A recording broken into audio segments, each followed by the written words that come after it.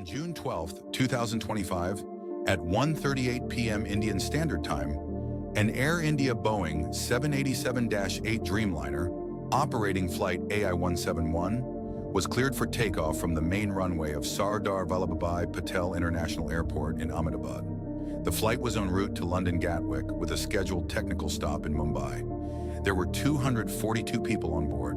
The captain was Sandeep Sabharwal and the co-pilot, Akshay Kumar. Weather conditions were calm, partly cloudy skies, 36 degrees Celsius, and no reported meteorological hazards. After an uneventful boarding and normal taxiing to the runway, air traffic control gave the green light for departure. A seemingly routine flight until just seconds later, everything turned into a nightmare. 32 seconds after takeoff, Flight AI171 reached an altitude of approximately 625 feet, or 190 meters. It was at this moment that both engines suddenly lost all thrust. Without any warning, the aircraft began to descend at an alarming rate. Cockpit audio captured a chilling exchange.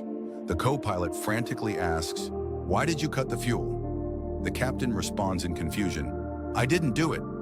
Those were the last recorded words before the aircraft crashed violently into the BJ Medical College campus in Meghani Nagar, approximately 1.7 kilometers from the end of the runway.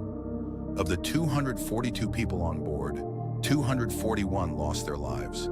19 people on the ground were killed, and approximately 67 others were seriously injured. According to the preliminary report issued by the ARIB, in the final seconds of the flight, both fuel control switches were abruptly turned from the run position to cutoff. This caused the engines to shut down instantly and simultaneously, leaving the aircraft without thrust. This act, seemingly deliberate, was clearly recorded in the flight data, and investigators are still trying to determine who made this fatal decision and why. As the investigation progressed, authorities began to closely examine the crew's mental health. At the center of attention was Captain Sandeep Sabharwal, who had previously been on medical leave due to episodes of depression. Though he had officially returned to service after a routine evaluation, investigators started to question whether that decision had been made with sufficient caution. Incredibly, there was a single survivor, British citizen Vishwas Kumar Ramesh, seated in 11A. He was found among the smoldering wreckage of the fuselage, critically injured but conscious. Doctors stated he suffered moderate burns and trauma, yet he vividly remembers every second of the chaos that followed takeoff. Since then, Ramesh has become a symbol of trauma and survival, though he carries with him a heavy burden, the guilt of being the only one who lived. In parallel, Air India ordered a full inspection of its entire fleet of Boeing 787 and 737 aircraft, focusing specifically on the fuel control switches and related systems. The checks were extended to domestic aircraft as well. So far, no technical malfunctions or manufacturing defects have been found.